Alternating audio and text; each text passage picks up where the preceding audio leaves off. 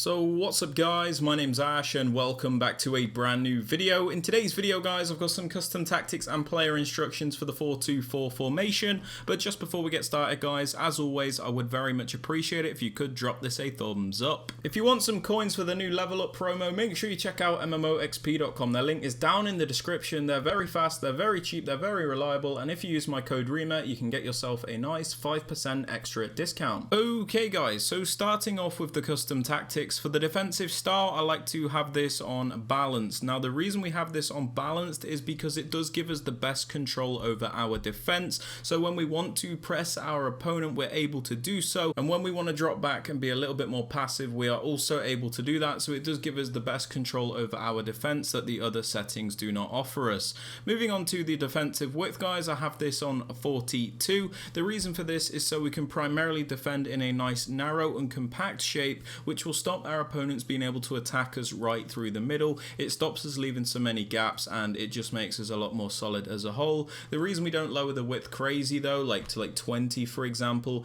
is because it's still important to maintain some of the natural width to cover the wide areas in case an opponent tries an attack down the wing.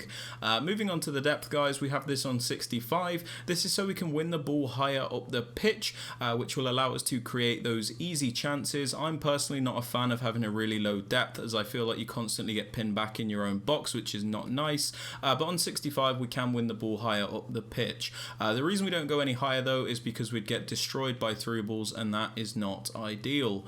Moving on to build up play guys, we have this on balanced. The reason we have this on balanced is because balanced is by far the most consistent and varied form of build up. When you have this on balanced, basically you can pick between slow build up, fast build up, and whatever whenever you want to.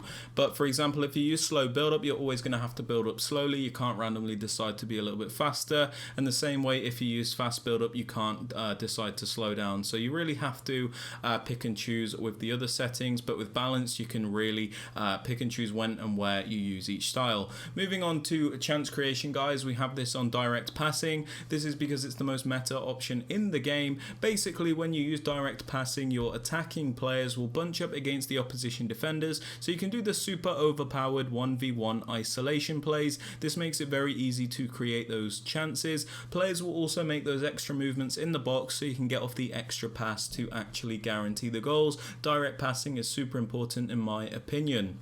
Now moving on to the attacking width guys, because this is a wider formation, we do want to have a bit of width to it, but the reason we don't go any higher is because it'll just feel like your players are way too far apart from each other. So we want it to be nice and wide, so there is a bit of width, but we don't want it to be too wide at the same time. And on the flip side, we don't want to make it narrow, otherwise it feels more like a 4-2-2.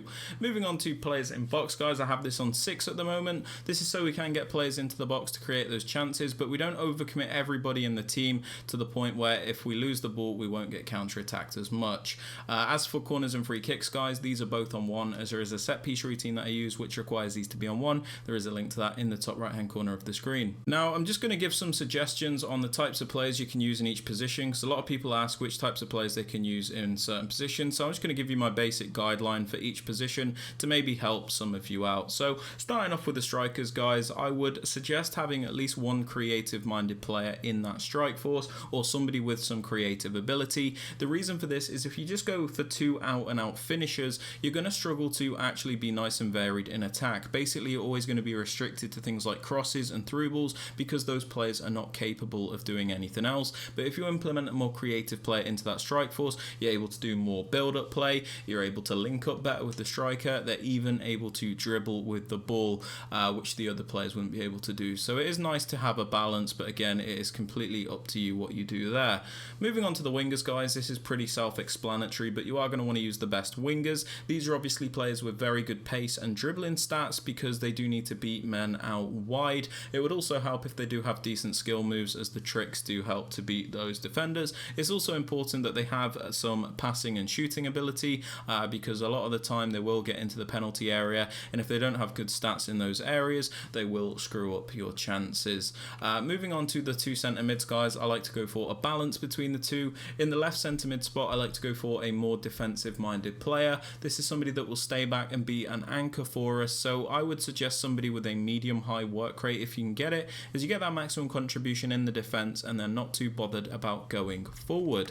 As for the right centre mid guys, I like to go for a more box to box style midfielder. This helps balance out the midfield so we don't just have two defensive players, but this player is going to attack and defend, so I would suggest somebody with a high work rate if you can get it, as you get that maximum contribution in both the attack and the defense, but just ensure that this player has a nice well-rounded card. Now moving on to the fullbacks guys, there are a few options with what you can do. You can go for 2 attacking fullbacks if you want, you can go for 2 defensive fullbacks if you like, or you could do a bit of a balance where you have like 1 more defensive fullback and 1 more attacking fullback, but it's completely down to preference and what you are more comfortable with.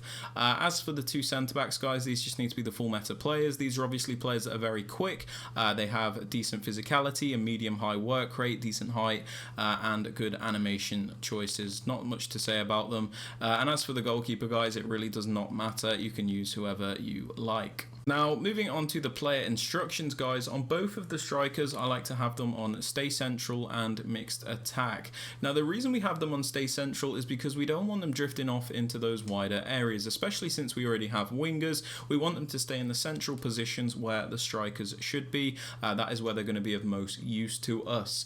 We also have them on mixed attack as opposed to get in behind. The reason for this is I feel like you get a lot more versatile movements out of your players on mixed attack. They're a lot more varied, and everything just seems to be a bit more fluid. If you have them on getting behind, they always make the same one-dimensional runs, and if you're against a good opponent, they can find it very predictable and easy to defend. That being said, if you want to pop your strikers on getting behind because that's something you feel better with, that is also fine. Moving on to the left winger and the right winger guys, we have them on comeback on defense. The reason for this is it will make this team defend in a 4-4-2 shape, which will mean we are very good in attack with the 4-2-4 shape, but also very good defensively with the 4-4-2 shape. Basically, when we put these wingers on comeback on defense, they'll come back to defend as a left mid and a right mid, so we've got good coverage of the wide and narrow areas when we are defending. As for the other instructions though guys on the wingers, we leave them alone because we don't want to restrict them all that much. We kind of just want to let them do their own thing.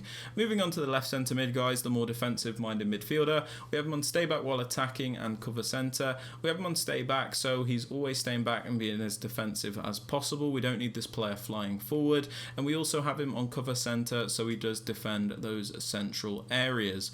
Moving on to the right centre mid guys, the more box to box style player, we have him on the default settings and cover centre.